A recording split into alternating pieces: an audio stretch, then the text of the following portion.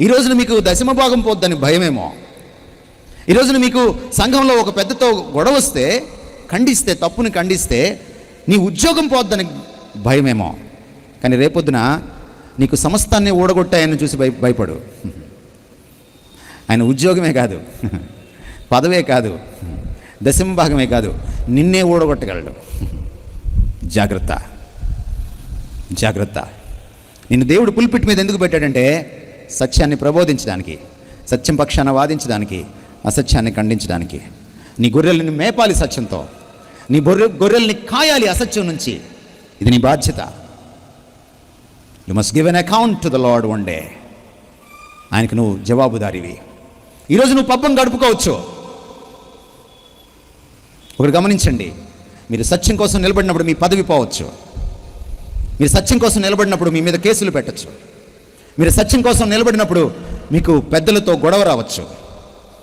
కానీ ఒకటి గమనించండి, మిమ్మల్ని పిలిచినవాడు నమ్మదగినవాడు. ఆయన మిమ్మల్ని పోషిస్తాడు. తీతుకు రాసిన పత్రిక 2వ అధ్యాయం 15వ వచనం, వీటిని గురించి బోధించుచు హెచ్చరించుచు సంపూర్ణ అధికారముతో ఏం చేయాలి? దుర్బోధను ఖండించుచు, ప్రెజెంట్ కంటిన్యూస్ టెన్స్, ఖండించుచూ ఉండుము, నిన్ను ఎవనిని తృణీకరింపనీయకము. చాలామంది అడుగుతుంటారు, ఏం ప్రకాష్ అన్న మీకు వేరే పని లేదా? ఊరికే విమర్శిస్తూ ఉంటారు. అందుకే పుట్టాను నేను, అందుకే పిలిచాడు దేవుడు. ఇదిగో చాలామంది దైవజనులకి పరిచయం ఇస్తున్నాడు దేవుడు.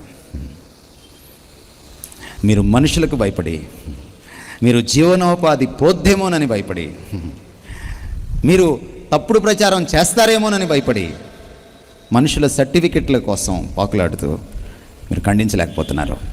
But you are called to defend the truth in the public square from the pulpit. But you are called to counter the untruth, the counterfeit.